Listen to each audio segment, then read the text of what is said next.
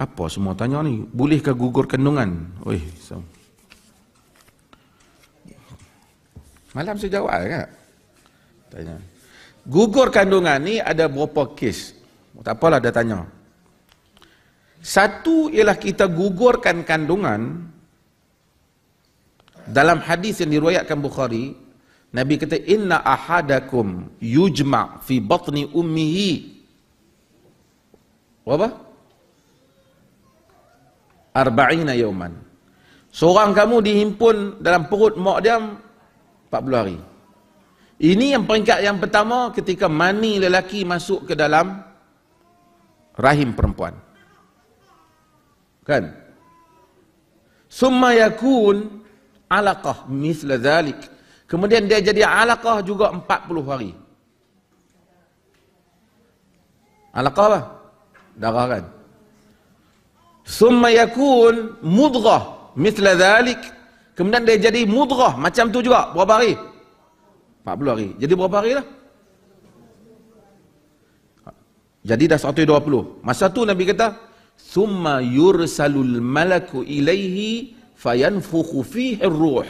Kemudian dihantar malaikat kepadanya dan malaikat tiup kepadanya ruh.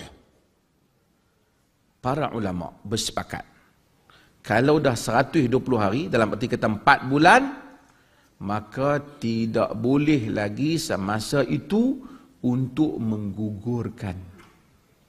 Melainkan satu sebab, iaitu bimbang kepada keselamatan siapa? Nyawa ibu. Itu pun nak kena kepada ni. Nak kena kepada pakar. Jadi kalau keselamatan ibu yang dia bimbangkan, tapi kalau dia kata anak tu cacat, kaki tak ada, boleh tak gugurkan selepas? Tak boleh. Kerana dia telah jadi, dia ada ruh.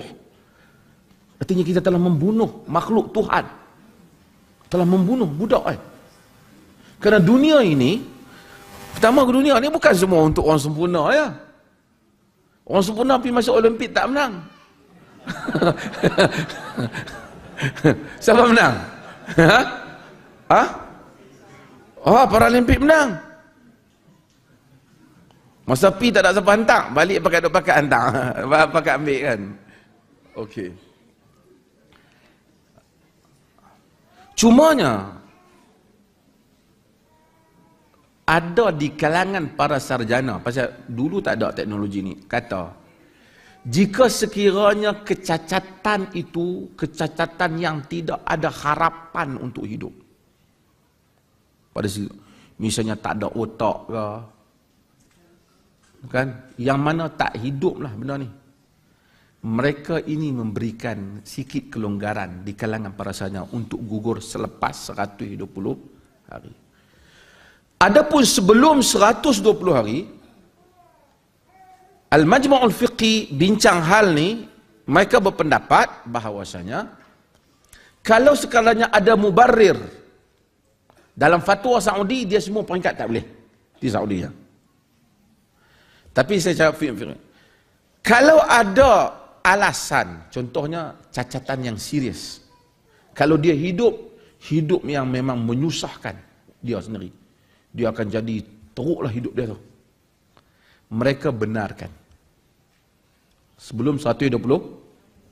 Tapi kalau setakat tengok-tengok anak tu telinga tak ada, putih, mak dia tak maulah buat anak lain lah. Hak ni tak boleh lah. Hak ni kecacatan yang mana boleh ditampung. Kaki tak ada satu ke, orang boleh pakai kaki palsu. Ini semua tidak menjadi tabrir kepada hal ni.